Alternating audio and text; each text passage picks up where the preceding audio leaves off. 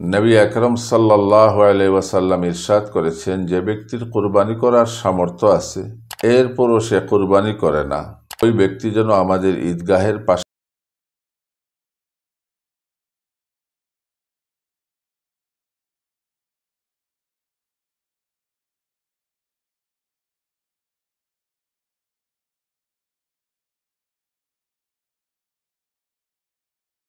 আলহামদুলিল্লাহি কাফা ওয়া সালামুন আলা ইবাদিহিল্লাযিনা ইসতাফা আম্মা বা'দু ফাআউযু বিল্লাহি মিনাশ শাইতানির রাজীম বিসমিল্লাহির রহমানির রহিম ওয়া মা খালাকতুল জিন্না ওয়াল ইনসা ইল্লা লিয়াবুদুন আমানতু বিল্লাহি সাদাকাল্লাহু মাওলানাল আযীম ওয়া সাদাকা রাসূলুহুন নাবিয়্যুল কারীম ونحن على ذلك من الشاهدين والشاكرين والحمد لله رب العالمين। প্রতি বৎসর আমাদের সামনে ঈদুল আজহা এবং কুরবানির এই ইবাদত আদায়ের সুযোগ আসে। আল্লাহ রাব্বুল আলামিন আমাদেরকে সৃষ্টি করেছেন, তিনি হচ্ছেন খালিক, সৃষ্টিকর্তা। আমরা হচ্ছে আল্লাহর মাখলুক। আল্লাহ হচ্ছেন আমাদের মাবুদ, আর আমরা হচ্ছি আল্লাহর ইবাদত করনেওয়ালা আব্দ এবং আল্লাহর দাস ও গোলাম। আল্লাহ রাব্বুল আলামিন আমাদেরকে তার গোলামি করার, তার দাসত্ব করার, বিনা বাক্যে তার আদেশ পালন করার, নিজেকে আল্লাহর আদেশের সামনে সমর্পণ করার জন্য এই দুনিয়াতে পাঠিয়েছেন। দুনিয়ার কুল মাখলুকাত সরাসরি আমাদের জন্য হালাল হোক অথবা হারাম হোক, সবকিছুর ফায়দা এবং উপকারিতা আমাদের জন্য। আল্লাহ রাব্বুল আলামিন আমাদেরকে নামাজের একটি ইবাদত দিয়েছেন, যেটি আমরা সারা বছর পালন করি। হজ ফরজ করেছেন, যেটা জীবনে একবার করা হয় ফরজ হিসাবে। এর বাইরে নফল হজ করার সুযোগ রয়েছে। বৎসরে 12 মাসের মধ্যে 1 মাস মাহে রমজানে আমরা রোজা রাখি। প্রত্যেক ইবাদতের জন্য আল্লাহ রাব্বুল আলামিন নির্ধারিত সময় রেখেছেন। এই সময়ের ভিতরে সেই ইবাদত করতে হয়। নামাজের ওয়াক্ত আছে, ওয়াক্ত মতো নামাজ পড়তে হয়। রমজান মাসে রোজা রাখতে হয়। এই ফরজ রোজা রমজান ছাড়া রাখলে হয় না। হজের একটা সময় আছে, জিলহজ মাসের 7, 8, 9, 10, 11, 12 এই 4-5 দিন আমরা হজের ইবাদত করি। এই সময় সারা বছরের অন্য কোনো সময় আমরা হজ করতে পারবো না। 9 জিলহজে আমরা আরাফায় অবস্থান করি। এই 9 জিলহজ ছাড়া অন্য কোনো সময় আরাফায় অবস্থান করা এটা ইবাদত বলে গণ্য হবে না। ঠিক তেমনিভাবে ঈদুল আজহা জিলহজ মাসের 10 তারিখ, এর পরের 2 দিন 11 এবং 12 তারিখ, এই 3 দিন আল্লাহ রাব্বুল আলামিন কুরবানির জন্য নির্ধারণ করেছেন। নবী আকরম সাল্লাল্লাহু আলাইহি ওয়াসাল্লাম ইরশাদ করেছেন, যে ব্যক্তির কুরবানি করার সামর্থ্য আছে এরপরও সে কুরবানি করে না, ওই ব্যক্তি যেন আমাদের ঈদগাহের পাশেও আসে না। এর মাধ্যমে কুরবানির গুরুত্ব আমাদের সামনে তুলে ধরা হয়েছে। কুরবানি শব্দটি একটি আরবি শব্দ। কুরবের অর্থ হলো নৈকট্য লাভ করা। সব ইবাদতের লক্ষ্য হলো আল্লাহর নিকটে পৌঁছা, আল্লাহর কাছে যাওয়া, আল্লাহর নৈকট্য লাভ করা। ঠিক কুরবানির মাধ্যমে আমরা আল্লাহর নৈকট্য লাভ করি। এই কুরবানি আমাদের জন্য হযরত ইব্রাহিম আলাইহিস সালামের আদর্শের একটি স্মারক। সাহাবায়ে কেরাম নবী আকরম সাল্লাল্লাহু আলাইহি ওয়াসাল্লামকে প্রশ্ন করেছিলেন, মা হাযিহিল আদাহি ইয়া রাসূলুল্লাহ, ও আল্লাহর রাসূল, আমরা যে কুরবানি দিই তার মূল সূত্র কি, এটা কোথা থেকে এসেছে? নবী আকরম সাল্লাল্লাহু আলাইহি ওয়াসাল্লাম বলেছেন, সুন্নাতু আবিকুম ইব্রাহিম, তোমাদের আদর্শ পিতা হযরত ইব্রাহিম আলাইহিস সালামের একটি সুন্নাহ, একটি আদর্শ, যা তোমাদের জন্য কুরবানির মাধ্যমে সেই আদর্শ পালনের সুযোগ করে দেওয়া হয়েছে। অতএব কুরবানি এটি একটি ইবাদত, এর মাধ্যমে আমরা আল্লাহর সামনে নিজেকে সমর্পণ করব। তাই কুরবানি নিয়ে বিভিন্ন ধরনের প্রশ্ন উত্থাপন করা হয় যে এত মূল্য দিয়ে একটি পশু জবাই না করে তার মূল্য সাদকা করে দিলে কি হবে না? একসঙ্গে এত গরু, এত বকরি, এত মহিষ জবাই করলে দেশে গবাদি পশুর সংকট হবে। এরকম অনেক ধরনের যুক্তি উত্থাপন করা হয়। আল্লাহর কোনো আদেশ পালন করতে গিয়ে এই আদেশ পালনে বিরত থাকার জন্য বাহানা হিসাবে কোনো যুক্তি পেশ করা, এটা মানুষের জন্য সাজে না। এটা ছিল ইবলিসের কাজ। কারণ কুরবানির যে প্রথম আদেশটি ছিল হযরত ইব্রাহিম আলাইহিস সালামের প্রতি, তাকে আদেশ করা হয়েছিল স্বপ্নযুগে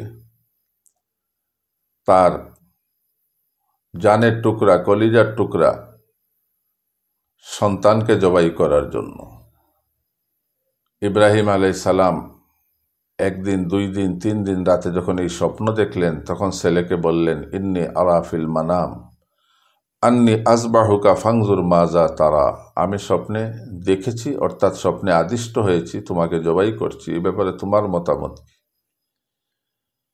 হযরত ইব্রাহিম আলাইহিস সালাম যেমন ছিলেন আল্লাহর আশিক, তার পুত্রও ছিলেন আল্লাহর হাকিকি বান্দা এবং আশিক। তিনি বললেন, ইফআল মা তুমার সাতাজিদুনি ইনশাআল্লাহু মিনাস সাবিরিন, আপনাকে যে আদেশ করা হয়েছে আপনি তা বাস্তবায়ন করুন, বাকি দায়িত্ব থাকলো আমার করণীয়, আমাকে ইনশাআল্লাহ আল্লাহর সবর করনেওয়ালা বান্দাদের অন্তর্ভুক্ত পাবেন, আমি সবর করব। যুক্তি এখানেও আসতে পারে, ইব্রাহিম আলাইহিস সালাম আল্লাহর বন্ধু, তিনি আল্লাহর খলিল, আর বন্ধুর সন্তান ইসমাইল ইব্রাহিম আলাইহিস সালামের প্রিয় সন্তান, সেটি আল্লাহরও প্রিয়, তাকে জবাই করার আদেশ করা কতটুকু যৌক্তিক, এই প্রশ্ন আসতে পারে। কিন্তু হযরত ইব্রাহিম আলাইহিস সালাম এই প্রশ্ন উত্থাপন করেননি, বরং তিনি এটা ভালোভাবেই বুঝে নিয়েছেন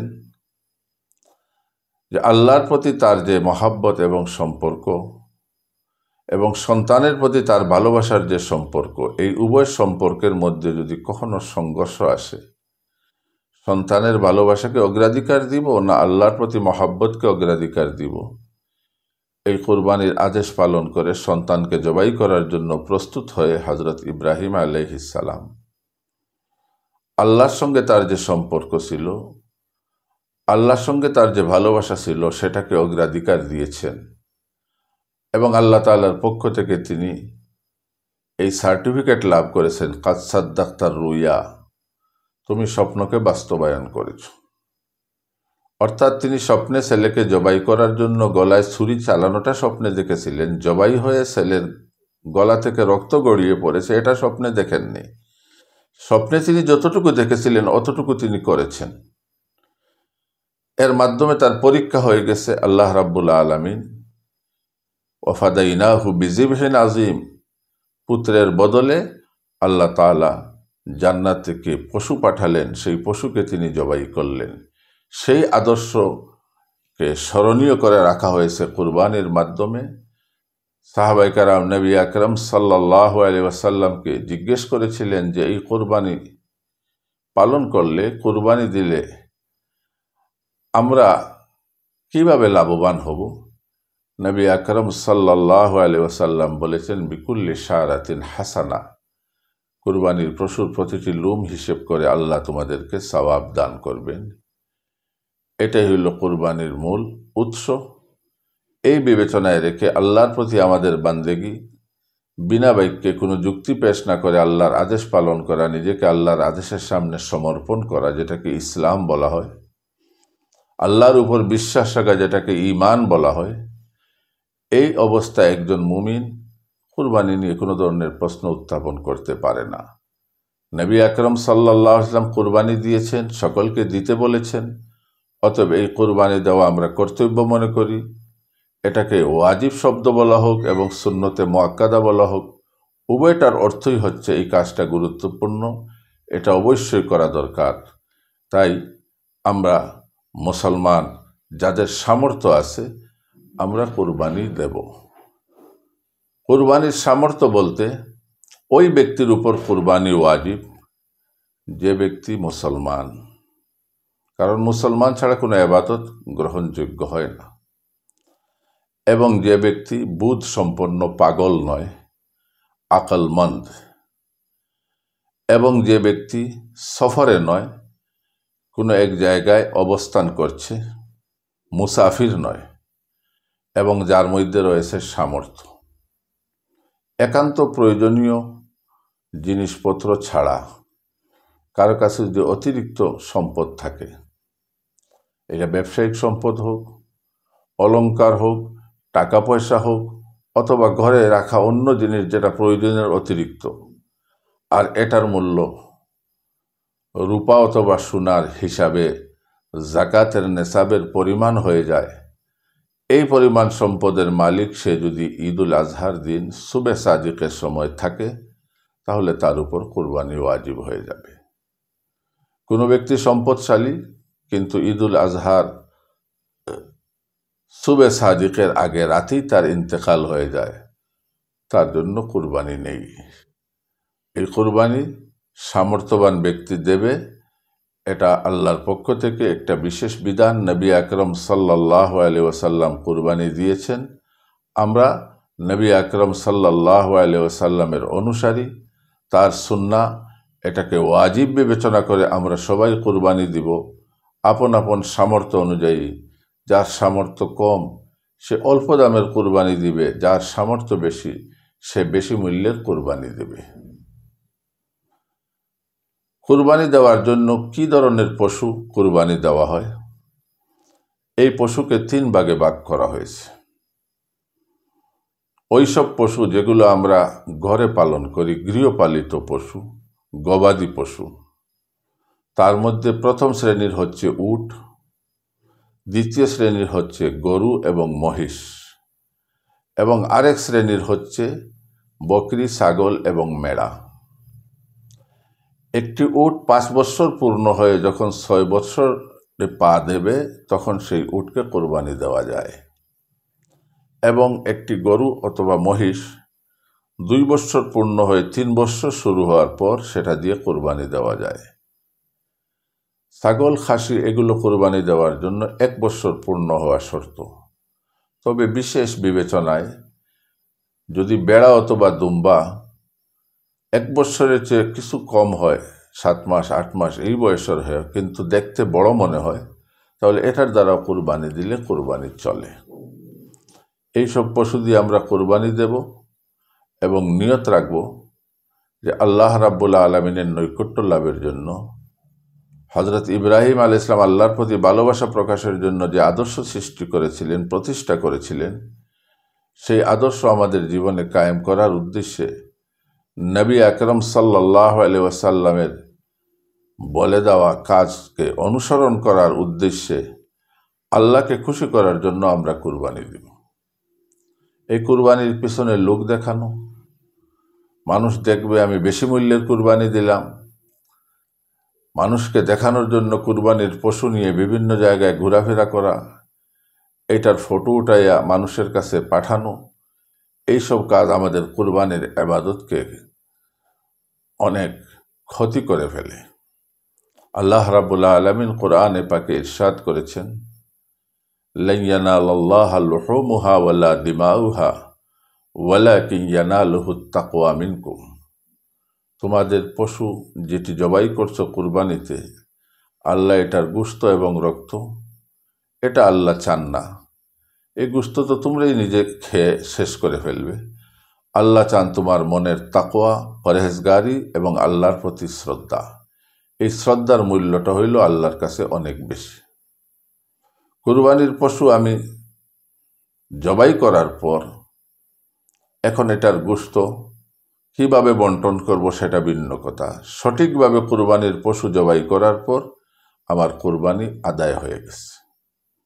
হাদিস শরীফে এসেছে, নবী আকরম সাল্লাল্লাহু আলাইহি ওয়াসাল্লাম ইরশাদ করেছেন যে পশু জবাই করা হয় কুরবানির জন্য, সেই পশুর রক্ত গড়াইয়া জমিনে পৌঁছার আগে আল্লাহ তাআলার কাছে সেটা কবুল হয়ে যায়।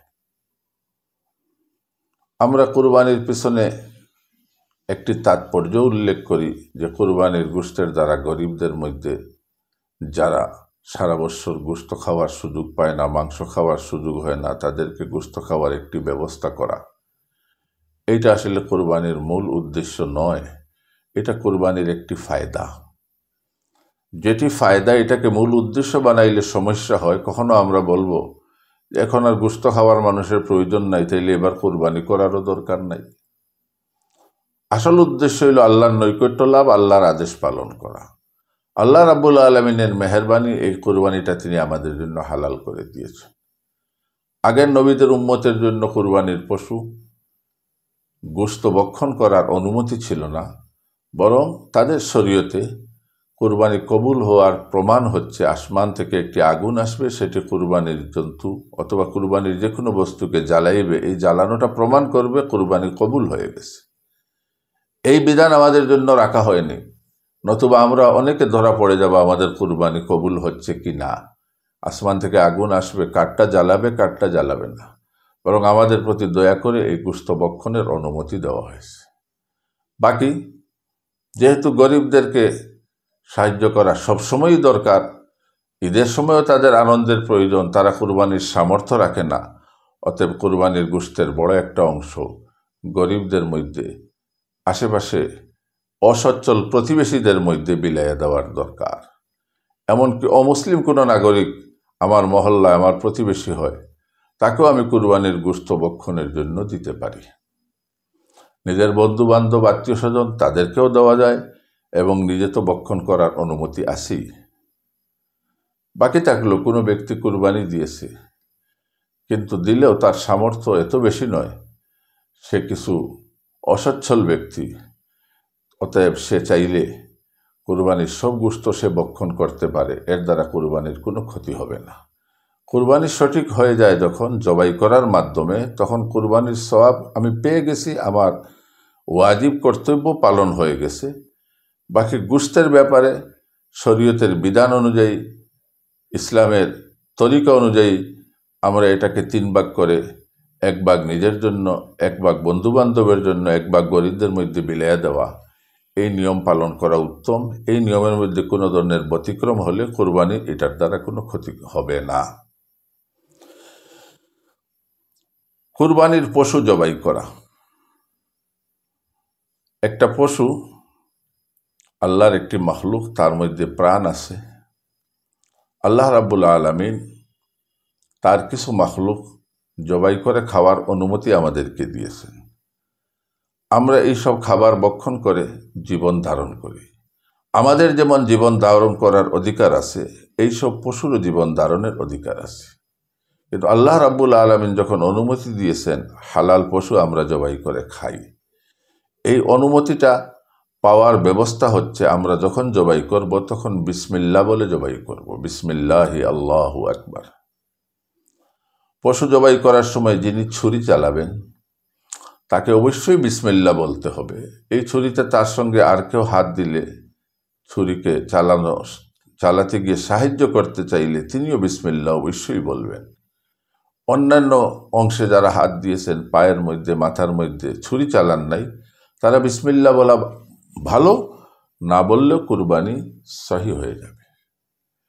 একটা পশু কুরবানি দিতে গিয়ে খেয়াল রাখতে হবে তার গলার মধ্যে একটি শ্বাসনালী আছে, একটি খাদ্যনালী আছে, 2টি রক্তনালী আছে। 2 দিকে 2টি রক্তনালী, মাঝে শ্বাসনালী এবং খাদ্যনালী, এই 4টি রগকে কাটা নিশ্চিত করতে হবে। কোনো কারণে যদি 3টি রোগ কেটে যায়, 1টি রোগ না কাটে, তবুও কুরবানি সহি হয়ে যাবে। কিন্তু 2টি রোগ কাটলে আর 2টি রোগ মোটেই না কাটলে কুরবানি শুদ্ধ হবে না, এই জন্তু আমাদের জন্য হালাল হবে না। এই ব্যাপারে আমাদের খেয়াল রাখতে হবে। একটা পশুতে শরিক হয়ে কুরবানি দেওয়া যায়, স্বতন্ত্রভাবেও কুরবানি দেওয়া যায়। একজন তার সামর্থ্য অনুযায়ী একটি বকরি, একটি ছাগল, একটি খাসি, একটি বেড়া কুরবানি দিতে পারে। তার সামর্থ্য বেশি হইলে সে পুরো একটি গরু কুরবানি দিতে পারে। তার সামর্থ্য থাকলে পুরো একটি উট কুরবানি দিতে পারে। কিন্তু যদি চায় কয়েকজন মিলে একটি উট কুরবানি দিতে, কয়েকজন মিলে একটি গরু কুরবানি দিতে, শরীয়ত এটার সুযোগ রেখেছে। খসি, বকরি, মেড়া এগুলো একজনই কুরবানি দিবে, এতে শরিক হওয়ার সুযোগ নাই। একটি উট এবং গরু আর মহিষের মধ্যে সর্বোচ্চ 7 জন শরিক হইতে পারেন। যদি 6 জন শরিক হইয়া দেন, 5 জন শরিক হইয়া দেন, 4 জন, 3 জন, তবু কুরবানি হয়ে যাবে। শুধু এতটুকু খেয়াল রাখতে হবে কারো হিস্সা যেন 7 ভাগের 1 ভাগ এর চেয়ে কম না হয়। একজনের হিস্সা যদি 7 ভাগের 1 ভাগের চেয়ে কম হয়, মনে করুন 8 ভাগের 1 ভাগ, তাহলে কারো কুরবানি শুদ্ধ হবে। আমি যাদেরকে সঙ্গে নিয়ে কুরবানি করব, যাদের সঙ্গে শরিক হব, খেয়াল রাখতে হবে আমি যে পয়সা দিয়ে কুরবানি দিচ্ছি এটাও হালাল উপার্জন হতে হবে। যারা এই কুরবানিতে শরিক হচ্ছে তার পয়সাও হালাল হতে হবে। হারাম পয়সা দিয়ে কুরবানি দিলে সেটা হয় না, কবুল হয় না। হালাল উপার্জন নিশ্চিত হওয়ার পর আমরা অন্যের সঙ্গে শরিক হব। আর এই ব্যাপারে আমাদের সকলে সচেতন থাকতে হবে যে কুরবানি আল্লাহর ওয়াস্তে দেওয়া, গোশত খাওয়ার জন্য, অথবা হোটেলের মালিক সে কুরবানিতে নাম দিল, এই গোশত দিয়ে সে হোটেলে ব্যবসা করবে, এই জাতীয় উদ্দেশ্য সামিল হইলে কুরবানি শুদ্ধ হয় না, কুরবানি নষ্ট হয়ে যায়। 6 জন, 7 জন, 5 জন, 3 জন যারা শরিক হয়ে কুরবানি দিবেন, তারা যদি চান আপন আপন হিস্সা পুরাপুরি সমঝে নিতে, তবে এটাকে পাল্লায় ওজন করে সঠিকভাবে বন্টন করা দরকার। ঈদের দিন সঠিকভাবে 7 ভাগ করা কাজটা একটু জটিল, করে নেওয়াটা ভালো।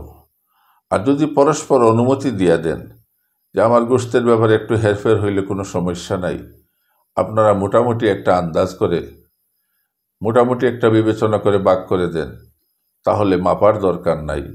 মোটামুটি বিবেচনার মাধ্যমে সঠিকভাবে বন্টন করে দিলেই চলবে। কুরবানির পশুর ব্যাপারে খেয়াল রাখতে হবে, এটা তরতাজা হওয়ার দরকার, সতেজ হওয়ার দরকার, সুন্দর হওয়ার দরকার। একটা পশু যত আকর্ষণীয় হবে ততই এই কুরবানিটা দামি হবে। অধিক মূল্যবান হওয়ার চেয়ে পশুটা আকর্ষণীয় হওয়া, স্বাস্থ্যবান হওয়া, সুস্থ হওয়া, কোনো ধরনের আইব না থাকা, তার মধ্যে কোনো ধরনের ত্রুটি না থাকা, এটার প্রতি খেয়াল রাখার দরকার। কিছু পশু এমন আছে যার জন্ম থেকেই কান নাই, কিছু পশু এমন আছে তার মোটেই দাঁত নাই, হয়তো দাঁত উঠেনি অথবা বৃদ্ধ হওয়ার কারণে দাঁত সব পড়ে গেছে। কোনো পশু এমন আছে তার মোটেই লেজ নাই, দাঁত নাই, লেজ নাই, কান নাই, মোটেই নাই। এমন পশু দিয়ে কুরবানি দিলে কুরবানি শুদ্ধ হবে না। আর যদি পশুর কান থাকে কিন্তু কানে কিছু অংশ কাটা থাকে, কাটার অংশটা কম আর অবশিষ্ট অংশটা বেশি, তাহলে কুরবানি শুদ্ধ হয়ে যাবে। তবু উত্তম হলো সুন্দর দেখে, কোনো ধরনের ত্রুটি নাই এমন পশু জবাই করা। ঠিক তেমনিভাবে কোনো পশুর শিং যদি ভাঙ্গা থাকে কিন্তু শিংয়ের গুড়া যেটা আছে মাথার সঙ্গে স্থাপিত, সেই গুড়া ভিতরের দিকে ছিদ্র না হয়, তাহলে শিংয়ের উপরের ছাল ভাঙ্গা হলে বা কোনো কারণে শিং কেটে পুড়িয়ে দেওয়া হলে এটার দ্বারা কুরবানি শুদ্ধ হয়ে যাবে। কোনো জন্তু যদি খোঁড়া হয়, তার 4টি পার মধ্যে 1টি পা জমিনে রাখতে পারে না, 3টি পা নিয়ে চলে, এটার দ্বারা কুরবানি হবে না। আর যদি 4র্থ পা জমিনে ঠেকাইয়া সে হাঁটতে পারে আর কুরবানি দেওয়ার জায়গা পর্যন্ত হেঁটে যেতে পারে, এটার দ্বারা কুরবানি হয়ে যাবে। এইসব ব্যাপারে আমাদের খেয়াল রাখার দরকার, লক্ষ্য রাখার দরকার। আরেকটি বিষয় আলোচনায় আসা উচিত, আমাদের দেশে যারা প্রবাসী আছেন, লন্ডন আছেন, আমেরিকা আছেন, কানাডা আছেন, আরব রাষ্ট্রে আছেন, তারা ওইসব দেশে কুরবানি দিতে স্বাচ্ছন্দ্য বোধ করেন না, কুরবানি দেওয়ার মধ্যে ঝামেলা আছে, নিজে জবাই করার সুযোগ হয় না, আর তাদের ইচ্ছা থাকে দেশে গরিব আত্মীয় স্বজন আছে তাদেরকে কুরবানির মাধ্যমে সহযোগিতা করা, তারা দেশে তাদের প্রতিনিধির মাধ্যমে, ভাইয়ের মাধ্যমে, বাবার মাধ্যমে, বন্ধুর মাধ্যমে, যে কোনো বিশ্বস্ত ব্যক্তির মাধ্যমে কুরবানির আয়োজন করতে পারেন। তিনি সঠিকভাবে কুরবানি দিলে ওই ব্যক্তির কুরবানি আদায় হয়ে যাবে। বাবা সন্তানদের পক্ষ থেকে যদি কুরবানি দেন, তাদের অনুমতি ছাড়া দিলেও এটা আদায় হয়ে যায়। অনেকে প্রশ্ন করেন, এক পরিবারের পক্ষ থেকে একটি কুরবানি দিলে কি হবে? বিষয়টা আসলে ক্লিয়ার হওয়ার দরকার। কোনো এক পরিবারে যদি সামর্থ্যবান একজন থাকেন, তাহলে যিনি সামর্থ্যবান শুধু তিনি কুরবানি দিবেন, বাকিদের পক্ষ থেকে দেওয়া হবে নফল। কিন্তু যদি একই পরিবারে সামর্থ্যবান কয়েকজন থাকেন, বাবাও সামর্থ্যবান, ছেলেও সামর্থ্যবান, মেয়েও সামর্থ্যবান, কুরবানি দেওয়ার সামর্থ্য আছে, প্রত্যেককে পৃথক পৃথকভাবে কুরবানি দিতে হবে। এইসব ব্যাপারে আমাদের খেয়াল রাখার দরকার। আর আরেকটা বিষয় খেয়াল রাখার দরকার যে আমরা কুরবানির পশু কখন জবাই করব। একদম প্রত্যন্ত অঞ্চল যেখানে ঈদের নামাজ হয় না, সেখানে সুবে সাদিকের পর, ইশরাকের সময় পার হওয়ার পর, সূর্য উপরে ওঠার পর কুরবানি দেওয়া যায়। কিন্তু শহর এবং শহরের পার্শ্ববর্তী গ্রামাঞ্চল যেখানে ঈদের নামাজ হয়, সেখানে প্রথম ঈদের নামাজ শেষ হওয়ার পর কুরবানি দিতে হবে। আমি যার পক্ষে কুরবানি দিচ্ছি তার দেশে ঈদের নামাজের সময়ের হিসাব করতে হবে না। যেখানে কুরবানি দিচ্ছি সেইখানের ঈদের নামাজ বিবেচনা করে ঈদের নামাজের শেষে আমি কুরবানি দিব। তবে একটা জিনিস খেয়াল রাখতে হবে, যার কুরবানি দেওয়া হচ্ছে তার উপর কুরবানিটা ওয়াজিব হওয়ার দরকার। এখন মনে করুন আমেরিকায় কেউ আছেন, কানাডায় কেউ আছেন, রবিবারে কুরবানি আমাদেরও তাদেরও, ঈদুল আজহা। আমাদের ঈদুল আজহা শুরু হয়ে গেছে, তাদের এখনো রাত, তাদের এখনো সুবে সাদিক আসেনি, তাদের রবিবারটা আসতে এখনো 12 ঘন্টা বাকি আছে। তার কুরবানি যদি আমি আমার ঈদের দিন ঈদের নামাজ পড়ে দিয়ে দিই, তাহলে এটা আদায় হবে না, কারণ সে এখনো সুবে সাদিক পায়নি, তার উপর কুরবানি ওয়াজিব হয়। যেসব এলাকায় আমাদের পরে ঈদ হচ্ছে, সেই সব এলাকার কারো পক্ষে কুরবানি দিতে হলে আমরা খেয়াল রাখব ঈদের দিন না দিয়ে পরের দিন দিব, যাতে নিশ্চিত হয়ে যায় সে ঈদের দিন সুবে সাদিক পেয়েছে। এই ব্যাপারে আমাদের খেয়াল রাখার দরকার। কুরবানি বিষয়ে আরেকটা জিনিস খেয়াল রাখার দরকার, কুরবানির পশুকে যখন আমরা জবাই করতে চাই, এই জবাই করতে গিয়ে তাকে অতিরিক্ত যাতে কষ্ট না দেওয়া হয়। অনেক সময় পশুকে জমিনে ফেলার পর আমরা ছুরির খুঁজে বের হই, তাকে নিয়ে টানাটানি করি, ছুরি ধারাই।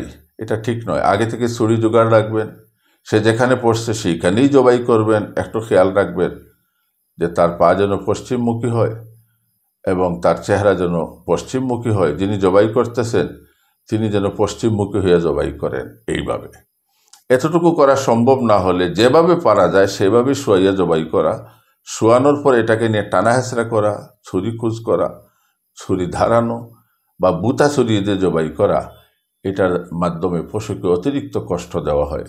এ ব্যাপারে আমাদের সচেতন থাকার দরকার। আরেকটা বিষয়, সামাজিক বিষয় আছে। কুরবানি দেওয়ার পর কুরবানির যে বর্জ্য আছে, চামড়ার মধ্যে গোশত আছে, হাড় আছে, শিং আছে, দাঁত আছে, এগুলোকে যেন আমরা পথে ঘাটে ফেলে না দিই, যেটা মানুষের কষ্টের কারণ হয়। এগুলোকে আমরা একটা ব্যাগের মধ্যে সংরক্ষণ করে দায়িত্বশীলদের কাছে পৌঁছানোর ব্যবস্থা করি, যারা এগুলো পরিষ্কার করবে। এইসব বিষয়ে বিবেচনা করে আমরা যখন সঠিকভাবে কুরবানি দিব, ইনশাআল্লাহ আল্লাহ রাব্বুল আলামিন আমাদের কুরবানি কবুল করবেন। এর দ্বারা আল্লাহ তাআলার নৈকট্য লাভ হবে এবং কুরবানির ফজিলত আমরা লাভ করব। বিকুল্লি শারাতিন হাসানা, প্রতি লুমের পরিবর্তে যে সওয়াব আছে এটা আমরা পাবো। আল্লাহ রাব্বুল আলামিন আমাদেরকে সঠিকভাবে বুঝার এবং সঠিকভাবে কুরবানি আদায় করার তৌফিক দান করুন। ওয়া আখিরু দাওয়ানা আনিল হামদুলিল্লাহি রাব্বিল আলামিন।